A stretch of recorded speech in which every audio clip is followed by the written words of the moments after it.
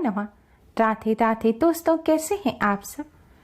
दोस्तों, हिंदू धर्म में आषाढ़ मास की अमावस्या का विशेष महत्व बताया गया है। आषाढ़ अमावस्या तिथि को स्नान दान और धर्म कर्म के कार्यों के लिए काफी महत्वपूर्ण माना गया है। मान्यता है इस दिन पितृ तर्पण करने से जीवन में सुख सौभाग्य की प्राप्ति होती है और पितरों का आशीर्वाद मिलता है। इस दिन भगवान विष्णु माँ लक्ष्मी का पूजन करने से कष्टों से छुटकारा मिलता है। यह अमावस्या पितरों की कृपा प्राप्त करने और पितरों के श्राद्ध तर्पण के लिए विशेष मानी गई है, इसलिए इसे आषाढ़ पितृ अमावस्या कहा जाता है। इस बार आषाढ़ अमावस्या 28 जून और 29 जून दोनों ही दिन है। दोनों ही दिन अमावस्या का स्नान दान पूजन श्राद्ध तर्पण और उपाय किए जा सकेंगे। आज के दिन गौ माता को भोजन कराने से सहस्त्रों गौ माताओं को भोजन कराने का पुण्य फल प्राप्त हो जाता है। साथ ही माँ लक्ष्मी की कृपा से धन संबंधी समस्याएं भी दूर होती हैं। इस बार आषाढ़ अमावस्या पर स्वास्थ्य सिद्धि योग और अमृत सिद्धि योग का निर्माण होने से यह दिन और भी ज्यादा खास हो गया है। इस दिन किए गए पूजन और उपाय जल्द ही सिद्ध हो जाएंगे और शुभ फल प्रदान करेंगे। आज के इस वीडियो में हम आपको एक ऐसी चीज के बारे में बताने जा रहे हैं जिसे अगर आप इस अमावस्या पर गौ माता को खिला देते हैं तो इससे भगवान विष्णु माँ लक्ष्मी जी की असीम कृपा प्राप्त होगी। मृत्युदंड पितृ दोष दूर हो जाएगा, शनि दोषों से राहत मिलेगी, कार्यों में आ रही रुकावट दूर होंगी और बिगड़े कार्य भी बनने लगेंगे। दुर्भाग्य सौभाग्य में बदल जाएगा। माँ लक्ष्मी की कृपा से धन की हानि होना बंद हो जाएगी, धन का लाभ होगा। इस उपाय का असर बहुत ही जल्दी देखने को मिलता है। दोस्तों, पितृदोष और शनि दोष दोनों ही बहुत पीड़ादायक दोष होते हैं। जिन पर पितृदोष और शनि दोष होता है उन्हें गंभीर रोग लग जाते हैं, नौकरी में उन्नति नहीं होती, व्यापार में वृद्धि नहीं होती, घर में अशांति का माहौल रहता है, व्यक्ति कर्ज में डूब जाता है, घर में कोई ना कोई बीमार रहता है या फिर संतान संबंधी कोई ना कोई समस्या चली रहती है, बनते हुए कार्य भी बिगड़ जाते हैं। इसलिए शास्त्रों में पितृदोष और शनि दोष को सबसे गंभीर दोष बताया गया है। दोस्तों, वीडियो में आगे बढ़ने से पहले वीडियो को लाइक कर अपने फ्रेंड्स के साथ शेयर जरूर करें। अगर आपने हमारे चैनल को अभी तक सब्सक्राइब नहीं किया है तो यूजफुल वीडियोस के लिए चैनल को सब्सक्राइब कर बेल आइकन को भी जरूर दबाएं। दोस्तों, उपाय करने के लिए स्नान कर स्वच्छ वस्त्र धारण करें। अब आप बिना छाना हुआ आटा लें। आपको चोकर सहित यानी कि भूसी के साथ ही आटा लेना है। अब इस आटे को आप शुद्ध जल से मढ़ें। आटे में नमक या कुछ और ना मिलाएं। अब गैस, तवा और चकला बेलन मांजें, यानी कि साफ गैस पर साफ बर्तनों से आपको 2 रोटी बनानी है। ध्यान रखें, आपको इतना ही आटा मलना है जिससे 2 रोटी बन जाए। अब इन दोनों रोटियों को आप अलग अलग प्लेट में रख लें। एक रोटी पर आप शुद्ध घी लगाएं और एक रोटी पर आप सरसों का तेल लगाएं। अब आप अपने मंदिर के सामने आसन बिछाकर बैठ जाएं। भगवान जी के सामने एक शुद्ध घी का दिया जलाएं और एक सुगंधित धूपबत्ती जलाएं। दिए को सीधे जमीन पर ना रखें। दिए को किसी कटोरी में या फिर थोड़े से साबुत चावल रख उसके ऊपर दिया रखें।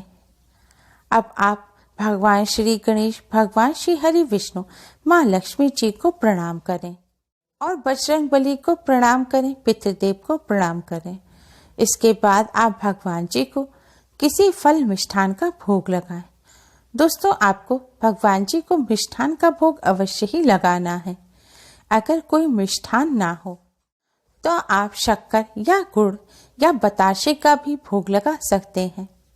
ध्यान रखें, आपको भोग भी 2 अलग अलग पात्रों में रखना है। एक पात्र में आपको तुलसी दल रखना है और यह भोग आपको भगवान विष्णु, माँ लक्ष्मी जी को लगाना है। भोग लगाने के पश्चात अब आप भगवान श्री गणेश को प्रणाम करें। फिर भगवान विष्णु, माँ लक्ष्मी जी को प्रणाम करने के बाद इस मंत्र का 108 बार जाप करें।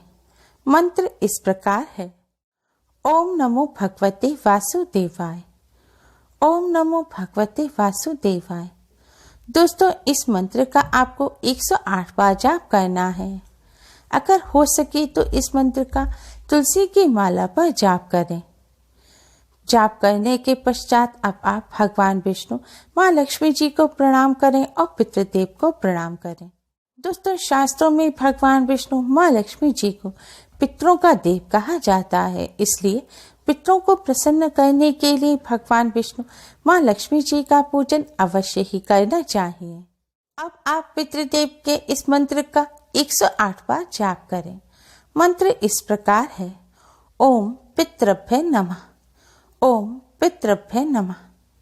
दोस्तों, अगर आपको मंत्र का जाप करते समय कठिनाई महसूस हो, क्या आप सही उच्चारण नहीं कर पा रहे, तो आप पितृ चालीसा का पाठ करें। अब आप पितृदेव से हाथ जोड़कर पितृदोष से मुक्ति की प्रार्थना करें। भगवान विष्णु, माँ लक्ष्मी जी से अपने पितरों की आत्मा की शांति की प्रार्थना करें, पितरों की मुक्ति की प्रार्थना करें। प्रार्थना करने के पश्चात अब आप बजरंगबली को प्रणाम करें और हनुमान चालीसा का पाठ करें। दोस्तों, शास्त्रों में बताया गया है कि शनि देव को प्रसन्न करने का सबसे आसान उपाय है बजरंगबली की पूजा करना। माना जाता है कि जिन पर बजरंगबली की कृपा होती है, बजरंगबली जिन पर प्रसन्न होते हैं, उन पर शनि देव का कोई भी दुष्प्रभाव नहीं रहता। बजरंगबली के भक्तों पर शनिदेव सदैव प्रसन्न रहते हैं, इसलिए शनिदेव को प्रसन्न करने के लिए बजरंगबली का पूजन अवश्य ही करें। हनुमान चालीसा का पाठ करने के बाद अब आप शनिदेव की चालीसा का पाठ करें या फिर शनिदेव के इस मंत्र का जाप करें। मंत्र इस प्रकार है। ओम शं शनिश्चराय नमः। ओम शं शनिश्चराय नमः। मंत्र का जाप करने के बाद आप बजरंगबली और शनिदेव को प्रणाम करें और ढैया, साढ़े साती या महादशा जो भी हो या शनिदेव का कोई भी कुप्रभाव हो, उन सबको दूर करने की आप बजरंगबली और शनिदेव से प्रार्थना करें। प्रार्थना करने के पश्चात आपने भगवान विष्णु, माँ लक्ष्मी जी को तुलसी दल और मिष्ठान या शक्कर का जो भोग लगाया है, उसे आप घी लगी रोटी पर रख दें और आपने बजरंगबली और भगवान जी को जिस शक्कर या मिष्ठान का भोग लगाया है, उसे आप सरसों के तेल लगी हुई रोटी पर रख दें। हो सके तो आप बजरंगबली को बूंदी के लड्डू का भोग लगाएं और इस लड्डू को आप सरसों का तेल लगी हुई रोटी पर रख दें। दोस्तों, अब आप इन रोटियों को गौ माता के पास ले जाएं। गौ माता के पास जाकर आप गौ माता को प्रणाम करें। दोस्तों, शास्त्रों में गौ माता का विशेष महत्व बताया गया है।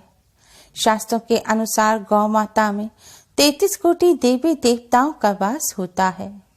गौ माता की सेवा और पूजा करने से 33 कोटि देवी देवताओं का आशीर्वाद होता है। इसलिए आप इन दोनों रोटियों को गौ माता को खिला दें। हो सके तो इन रोटियों को आप काले रंग की गौ माता को खिलाएं। अगर काले रंग की गौ माता ना मिले तो आप कोई भी गौ माता को यह रोटियां खिला सकते हैं, लेकिन ध्यान रखें, सबसे पहले आपको सरसों का तेल लगी हुई रोटी गौ माता को खिलानी है। गौ माता को सरसों का तेल लगी रोटी खिलाने के बाद आप भगवान श्री गणेश, बजरंगबली और शनिदेव को प्रणाम करें और शनिदेव से जुड़े हुए दोषों को दूर करने की गौ माता से प्रार्थना करें। इस तरह प्रार्थना करने के बाद अब आप शुद्ध घी लगी हुई रोटी को आप गौ माता को खिला दें। यह रोटी गौ माता को खिलाते समय आप ओम नमो भगवते वासुदेवाय मंत्र का जाप करते रहें। रोटी खिलाने के बाद आप भगवान श्री गणेश, भगवान श्री हरि विष्णु, माँ लक्ष्मी जी और पितृदेव को प्रणाम करें और पितृदोष, पितृ ऋण से मुक्ति की प्रार्थना करें। पितरों की आत्मा की शांति और मुक्ति की प्रार्थना करें। दोस्तों, इस तरह गौ माता को भोजन कराने से समस्त देवी देवताओं का आशीर्वाद प्राप्त होता है और पितृदोष, शनि दोष से राहत मिलती है। बिगड़े हुए कार्य बनने लगते हैं, घर में सुख समृद्धि आती है। माँ लक्ष्मी जी की भी कृपा प्राप्त होती है और व्यापार में उन्नति और तरक्की होती है। शास्त्रों में बताया गया है कि गौ माता में माँ लक्ष्मी का भी वास होता है, इसलिए गौ माता की सेवा करने से धन संबंधी समस्याएं भी दूर हो जाती हैं। दोस्तों, गौ माता को रोटी खिलाते समय आपको कुछ बातों का ध्यान रखना है। गौ माता की यह जो रोटी है, इन्हें आप बासी करके गौ माता को ना खिलाएं, यानी कि पूजन करने के बाद आप ताजी रोटी ही गौ माता को खिलाएं। गौ माता को पूरे सम्मान के साथ रोटी खिलाएं।